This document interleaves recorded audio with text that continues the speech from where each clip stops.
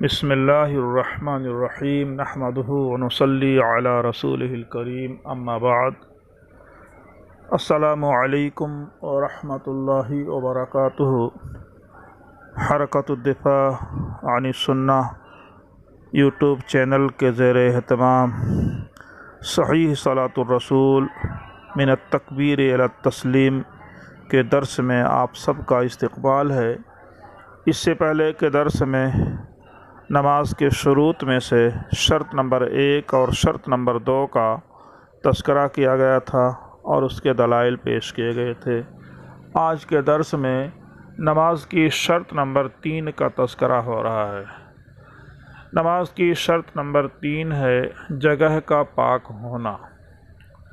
جگہ کا پاک ہونا کا مطلب جس جگہ آپ نماز پڑھ رہے ہیں، چادر ہے، جا نماز ہے یا اور کوئی جگہ ہے، فرش ہے، زمین ہے، وہ پاک ہونی ضروری ہے۔ چونکہ نماز شروع کرنے سے پہلے جگہ کے پاک ہونے کا تیقن کر لینا ہے۔ اس بنیاد پر احناف اہل سنت کے یہاں نماز کی صحت کے لیے جگہ کا پاک ہونا شرط ہے، یعنی گندی جگہ پر نماز نہ پڑھنا چاہیے اور گندی جگہ پر نماز نہیں ہوگی۔ اس کی دلیل اللہ سبحانہ وتعالیٰ کا ارشاد ہے، قولہ تعالی وعاہدنا الی ابراہیم واسماعیل ان طہرا بیتی للطائفین والعاکفین والرکع السجود، سورۃ البقرہ 125۔ یعنی ہم نے ابراہیم اور اسماعیل علیہ السلام سے وعدہ لیا کہ تم دونوں میرے گھر کو طواف کرنے والوں اور اعتکاف کرنے والوں، رکوع و سجدہ کرنے والوں کے لیے پاک و صاف رکھو گے۔ یہ آیت شریفہ نص ہے اس بات پر کہ جگہ یعنی مسجد یعنی جگہ کا پاک ہونا یہ ضروری ہے۔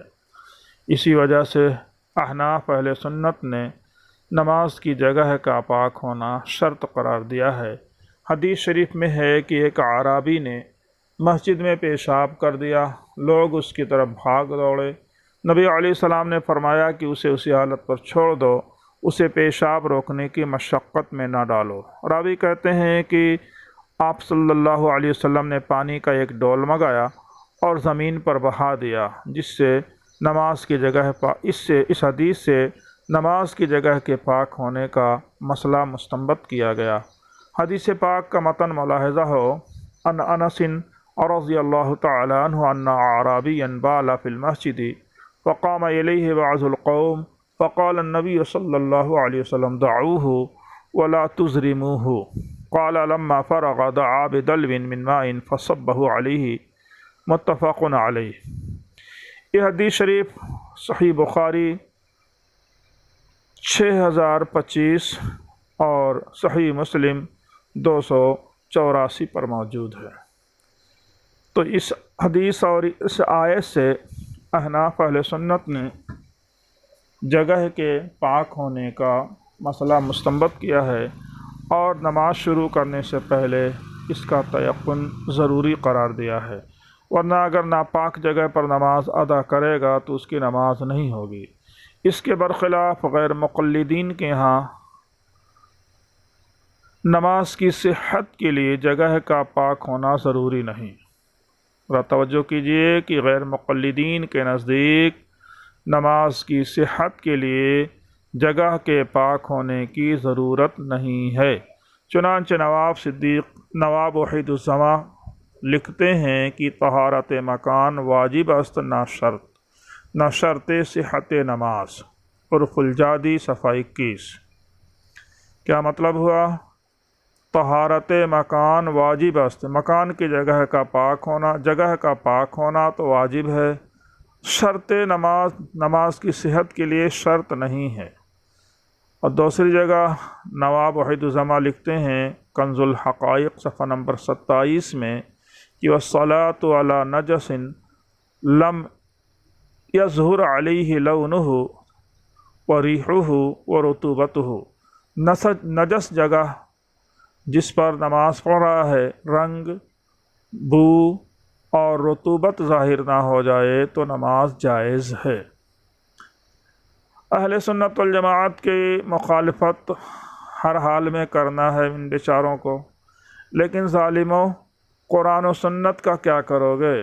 نوابوں نے تم لوگوں کو واقعتاً نواب بنا دیا ہے۔ جگہ کے بارے میں تو سوچنا چاہیے کہ جس جگہ پر نماز پڑھ رہے ہیں وہ جگہ کیسی ہے، پاک ہے ناپاک ہے۔ اس لیے احتیاط سب سے زیادہ حنفی مسلک کے اندر ہے، اور سب سے گندہ مذہب غیر مقلدوں کا ہے۔ اللہ اس سے پوری امت کی حفاظت فرمائے۔ شرط نمبر 4، سطر کا چھپانا۔ سطر کا چھپانا مطلب مرد ہو یا عورت ہو، نماز پڑھنے سے پہلے اس کو اپنی سطر پوشی ضروری ہے۔ سطر پوشی اس لیے ضروری ہے کہ اللہ سبحانہ و تعالیٰ فرماتے ہیں خُذُوا زِینَتَکُمْ عِنْدَ کُلِّ مسجد، سورۃ الاعراف آیت نمبر 31۔ ای استروا عوراتکم اذا اردتم الصلاۃ فإنہم کانوا یطوفون بالبیت عراۃ، نزلت هذه الآیہ کما فی صحیح مسلم۔ صحیح مسلم شریف کے اندر ہے کہ زمانۂ جاہلیت میں لوگ ننگے ہو کر کے خانہ کعبہ کا طواف کیا کرتے تھے، تو اس لیے حکم دیا گیا کہ اے ایمان والو، جب تم نماز کا ارادہ کرو تو اپنے جسم کو ڈھانک لیا کرو، اپنی زینت کو لازم پکڑو، یعنی اپنی سطر کو ڈھانک لو۔ ترجمہ دیکھیے، اللہ سبحانہ و تعالیٰ کا ارشاد ہے کہ نماز کے وقت زینت کا لباس پہنو۔ اس آیت مبارکہ کی تفسیر صحیح مسلم میں اس طرح ہے کہ تم اپنی سطر کو چھپاؤ جب نماز کا ارادہ کرو، کیونکہ جاہلیت میں لوگ کعبہ شریف کا ننگے طواف کیا کرتے تھے، تو ان کے اصلاح کے لیے آیت نازل کی گئی۔ عورتوں کا سر اور بال بھی سطر ہے۔ نبی علیہ الصلوۃ والسلام نے فرمایا کہ بغیر اوڑھنی کے کسی بالغ عورت کی نماز قبول نہیں کی جاتی۔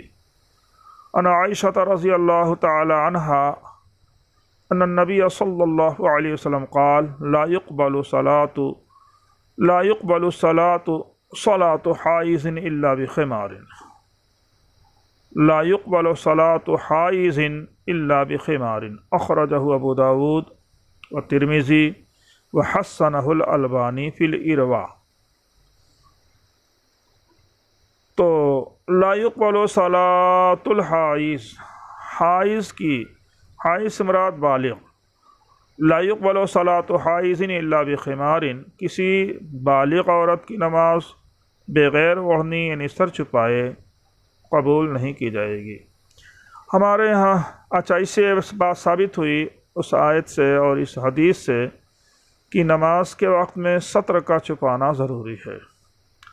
سطر کا چھپانا مردوں کے لیے، یعنی احناف کے ہاں ناف سے لے کر کے گھٹنے تک تو فرض عین ہے چھپانا، اس سے زائد لباس پہننا یہ بہتر ہے۔ تو کم از کم ناف سے لے کر گھٹنوں تک چھپانا یہ فرض ہے، اور عورتوں کے لیے سر سے پیر تک پورا مکمل کا مکمل جو ہے سطر ہے، چھپانا ضروری ہے۔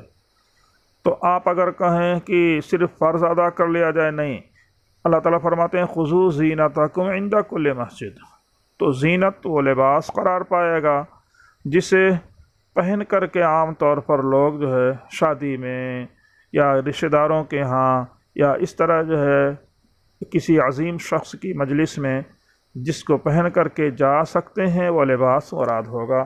تو اللہ سبحانہ و تعالیٰ کے ہاں نماز کے لیے حاضری ہے تو اس سے کم درجے کا لباس نہیں پہنیں گے۔